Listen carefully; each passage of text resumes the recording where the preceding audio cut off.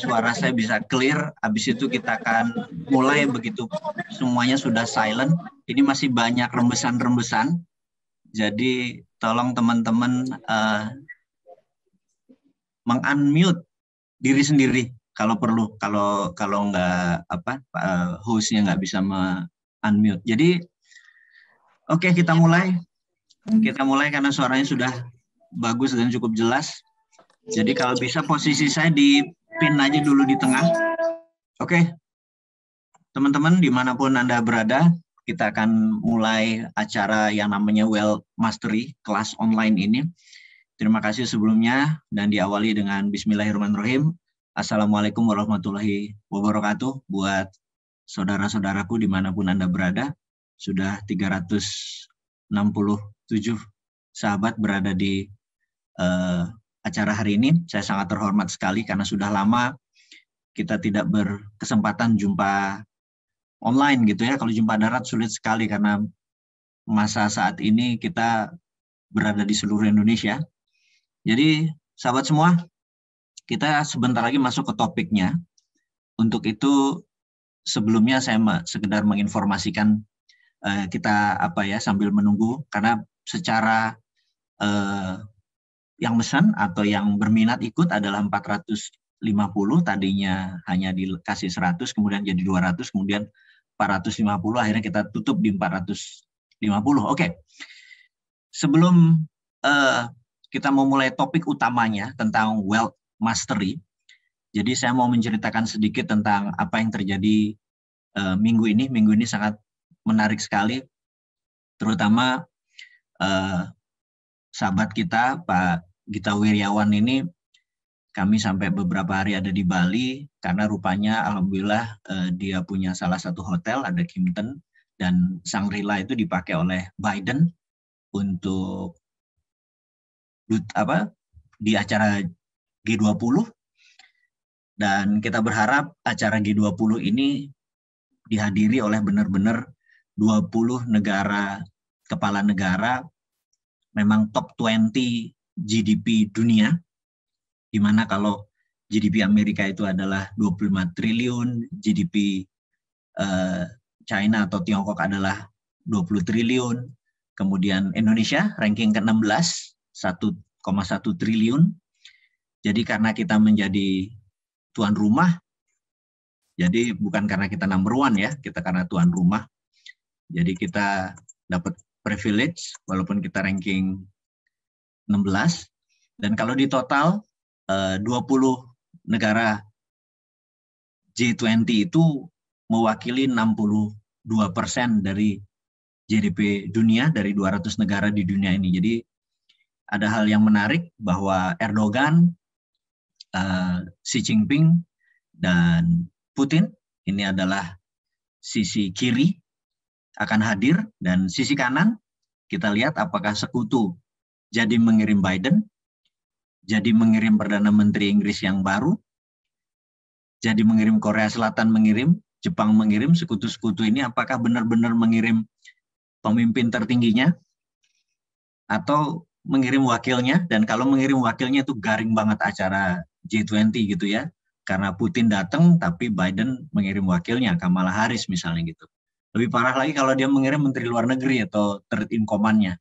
Dan ini menjadi mungkin tamparan di muka karena APBN kita besar sekali biayanya untuk mengcover acara ini, tapi di pihak sekutu atau pihak barat yang datang bukan kepala negaranya. Jadi yang kita harapkan adalah satu, semua kepala negara hadir di 20 negara tersebut dan berdamai di Indonesia dan membuat sebuah pernyataan atau hal yang membuat dunia lebih damai dan lebih baik.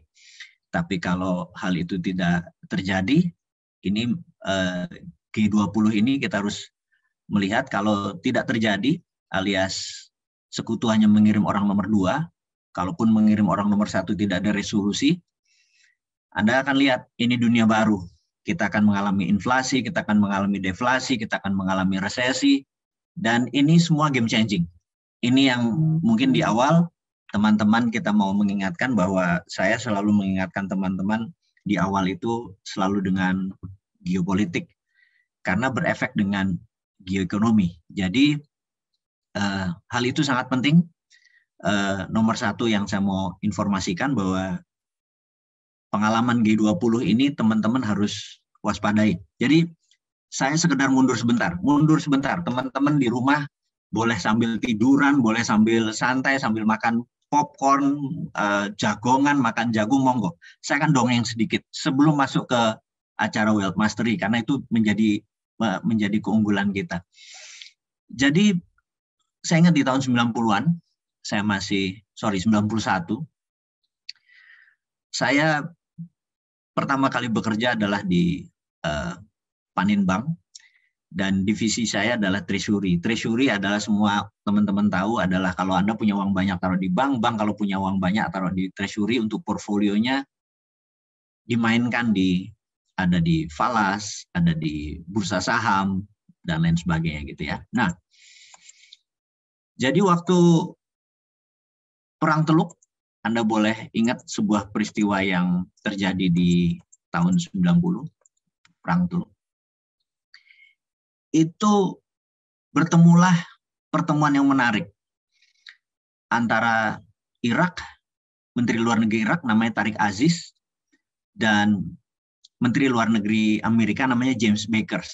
Anda boleh cek sejarah ini, karena itu adalah hari awal-awal saya belajar tentang where's money makes money, atau dunia investment banking. Nah, pada saat mereka negosiasi, waktu itu Irak sudah menguasai Kuwait, dan pasukan Desert Storm ini, pasukan perang gurunnya Amerika ini sudah ready. Dogfight akan berhadapan dengan Irak. Tentunya sebelum perang tersebut, yang dilakukan adalah bagaimana caranya supaya ini berdamai. Maka Tariq Aziz dari sisi pemerintah Irak dan James Baker dari Amerika ini rapat. Jadi Reuters, Bloomberg, semua CNN itu menerang live meetingnya mereka, gitu ya. Tapi di pasar saham, di pasar uang, di currency market ini, antara buying sama selling itu spreadnya membesar. Anda nggak usah ngerti maksudnya saya, tapi ngikutin aja ceritanya. Jadi semua orang stay away from the market, intinya, menjauhi market.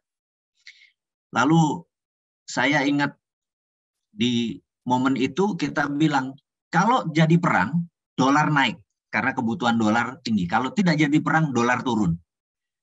Pertanyaannya adalah, kita mau ambil posisi beli atau posisi jual dolar itu, kira-kira waktu itu. Kita lihat di kamera, Tariq Aziz sama James Baker lagi rapat. Rapat tertutup, kita nggak tahu. Kemudian begitu pintu kebuka, Tariq Aziz keluar, minum-minum, kan kamera dari jauh melihat, kemudian James Baker terlihat lagi sibuk menelpon gitu ya. Kemudian 4 jam kemudian mereka masuk lagi dalam ruangan tertutup. Nggak lama kemudian pimpinan dari saya, namanya Pak Theo Tumeon, very famous person. Pak Theo bilang, buy dollar. Kita bilang, kaget kita. Langsung panen request dollar beli. Kita beli dari Boston Bank, kita beli dari semua internasional, kita beli. Saya bilang, dan kita gemeter, karena kalau tidak terjadi perang, maka harga akan turun dan kita merugi gitu ya. Dan dia tenang-tenang aja, si Pak Theo ini tenang ya. Kita masuk portfolio yang sangat besar gitu ya.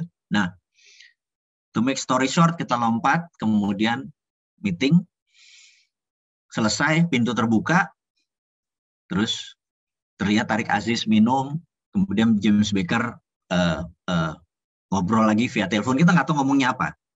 Begitu pintu ditutup lagi, meeting terakhir, Pak Theo bilang, sikat lagi beli dolar. Saya bilang, gila nih kita beli lagi dolar gitu ya. Emang jadi perang gitu ya. Kita nggak tahu meeting berapa lama, karena waktu itu adalah 1 detik itu menjadi the longest time of my life gitu ya. Karena deg-degan kita, karena kalau kalah kita dipecat gitu kalau salah. Oke, nggak lama kemudian, sejam, nggak lama yang meeting ketiga ini, pintu terbuka, kemudian Tarik Aziz pergi ke wartawan, dia bilang, the meeting is fail. Artinya diskusinya gagal, tidak ada kata damai. Langsung harga dolar melejit seketika, dan begitu harga naik, kami di Panit cuma jual, make money. Hanya 6 hour, tapi kita semua bertanya, kok dia bisa tahu apa yang terjadi, gitu ya. Ini nanti hubungannya sama G20, teman-teman semua. Nah, dia nggak terangin, yang jelas waktu itu kita make money, kita tahu gaji kita bukan gaji ke 13 atau 14 lagi, kita pasti gajinya sampai gaji ke 26, karena namanya pegawai, kalau perusahaannya profit, ya gaji ke 17, 18, 19 itu pasti dapat gitu ya. Ini bisa, wah kita bisa gaji ke 26 nih kita divisi kita.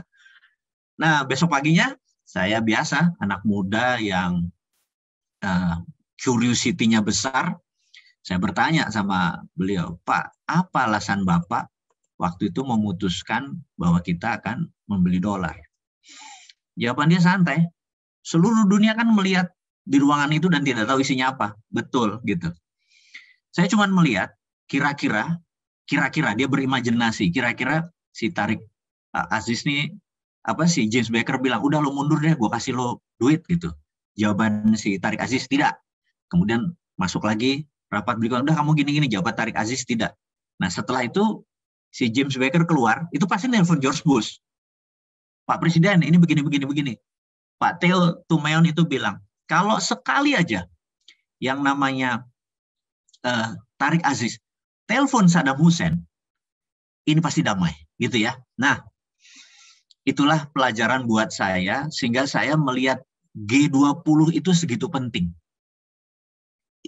Anda ingat cerita tadi, Anda tarik ke momen 2022, ini penting sekali di bulan November.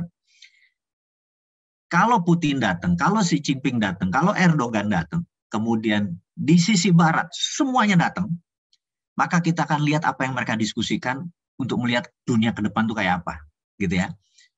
Berikutnya adalah kalau kita melihat yang datang ternyata dari pihak sekutu barat adalah orang nomor 2 atau orang nomor 3, maka kita akan melihat apa yang terjadi di dunia ke depan.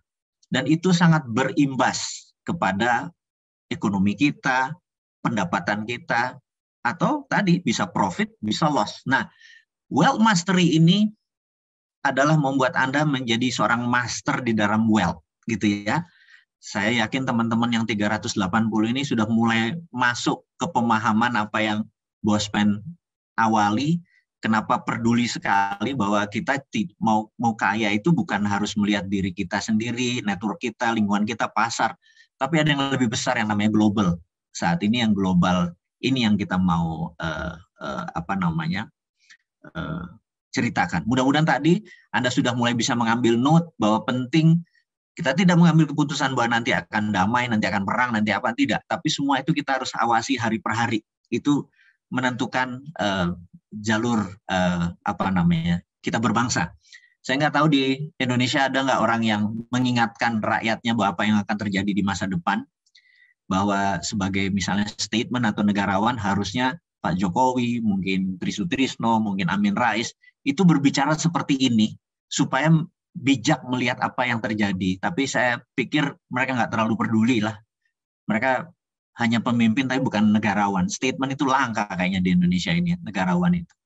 Oke teman-teman, itu pelajaran 1 tentang G20, dan pelajaran kedua, saya sekali lagi ini belum masuk ke topiknya, tapi penting untuk mengupdate bahwa sahabat kita, Pak Gita Wirjawan ini tanggal 22 September minta izin untuk ngajar di kampus Stanford University, dan beruntung kalian sahabat-sahabat semua yang ikut CEO sampai 7, saya nggak tahu apakah nanti di CEO 8 di bulan Desember Pak Gita ini bisa hadir atau dia lewat online gitu ya, kita masih belum tahu. Tapi Pak Gita ini menitip informasi dulu apa yang dia lakukan di Stanford kepada teman-teman, dia nitip tadi, dan mungkin nanti mereka yang tanggal 17 ikut acara di kampus di Sentul, kampusnya Pak Gita itu juga akan dibuka rahasianya dia mau ngajar di Stanford itu apa, Dan ini ada hubungannya dengan apa yang kita lakukan. Jadi teman-teman, suatu hari Pak Gita ini berbicara sama saya lebih dari 6 jam, 3 hari berturut-turut, hari Sabtu, hari Minggu, dan hari Senin gitu ya, sampai saya nggak kerja itu. Kira-kira 2-3 minggu yang lalu, dia menceritakan bahwa ini sekarang ada anomali baru gitu. Saya bilang anomali apa gitu. Dan anomali baru ini udah gue pecahin. Saya bilang ini apa lagi nih orang nih, saya pikir gitu. Dan inilah pelajaran gue di kampus Stanford gitu. Oke, maksudmu gimana? Jadi dia lagi happy karena dia dapat order yang sangat prestisius, delegasi Amerika tinggal di hotelnya gitu ya. Kemudian yang kedua adalah dia mendapat stempel dari kampus Stanford untuk ilmunya dia. Ilmunya dia ini, dia bilang ini akan menentang Paul Krugman, menentang Larry Summers, seorang ekonom yang juga mantan Menteri Keuangan Amerika di zaman Obama. Ini menentang seluruh penggemar Keynes atau Keynesian, karena ini benar-benar post-Keynesian atau anti-Keynesian, di mana di awalnya dia bilang, gue nggak nyangka sejak 4 tahun yang lalu gue diskusi sama lo, dan gue masih nggak percaya sama Bosman, sampai terakhir kira-kira 1 bulan yang lalu gue dapat AHA, ternyata lo ngelawan seluruh hegemoni Barat di dalam berilmu, ekonomi, dan dia mengatakan bahwa stop menggunakan ilmu Barat. Jadi kita tahu, ini dia ngomong, tahun 70 itu ada yang namanya Berkeley Gang. Pak Mitro, Sumarlin, Adrianus Mboy, dan lain sebagainya. Ini adalah mereka-mereka yang graduate dari Berkeley University of California. Mereka mendesain ekonomi Indonesia. Dan yang menarik adalah, itu tahun 70-an. Kemudian 20 tahun terakhir, saya sekedar mengingatkan sahabat-sahabat semua, 20 tahun terakhir. 20 tahun terakhir ilmunya adalah dari Illinois University, karena presidennya boleh SBY, presidennya boleh Pak Jokowi, yang tercinta, yang rendah hati. Tapi mereka semua punya menteri keuangan sama, yaitu Ibu Sri Mulyani, yang katanya mantan Bosman itu, yang CLBK, yang sering ribut lewat udara itu. Mereka, geng ini disebut Illinois Gang, karena Bu Sri Mulyani S3-nya di Illinois, Sri Adiningsih, Ketua One Team Press, kemudian Ibu Siti Nurbaya, Menteri KLH, kemudian Khatib Basri, tangan kanannya beliau, kemudian siapa lagi, Renal Kasali, yang sekarang walaupun nggak di lingkaran, tapi dia pro sekali sama kebijakan beliau. Ada 10 lebih orang Illinois tadi. Jadi kesimpulan 30 tahun sama Berkeley Gang, sekarang Illinois Gang. Saya mau menceritakan sedikit bahwa di tahun 70, saya ini tua juga ya. Di tahun 70 dulu ada istilah namanya prit jigo. Kalau parkir itu disemprit, bayarnya jigo, 25 perak jigo itu. Nah, prit jigo ini, sekarang saya kemarin di Indomaret, prit 5.000. Alias, dari 25 perak, 5.000 itu naik 200 kali.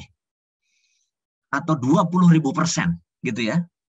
Melihat fenomena itu, saya keinget dulu saya makan somai, saya favorit gue tuh somai, orang kampung, somai yang abang-abang, itu 100 perak di tahun 70-an itu dapat pare, kol, kentang, somai sama telur. Sekarang 20.000, mungkin lebih, yang enak nih ya. Itu pun dari 100 perak ke 20.000 aja udah naik 200 kali, Anda bisa bayangkan. Itu naiknya 20.000% gitu ya. Nah, kita 50 tahun sudah memberi kesempatan kepada ekonom-ekonom Barat untuk membuat Indonesia kaya, ternyata tidak juga membuat Indonesia menjadi negara berdaulat. Nah, inilah yang Pak Gita bilang, gue jadi ingat kata-kata lu, dan gue mulai sekarang bukan anti Barat, tetapi post atau sudah lewat teori Keynesian, yang teori-teori ekonomi yang misalnya di sini uang beredar, di sini produksi, begitu inflasi tinggi, maka suku bunga ditinggikan, ditinggikan, maka uang beredar jadi turun, karena uang beredar jadi turun, pembeli jadi tidak ada, harga menjadi turun lagi. Jadi untuk mengendalikan inflasi karena harga-harga naik ditarik.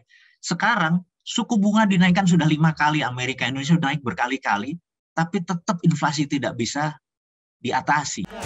Secara resmi diumumkan.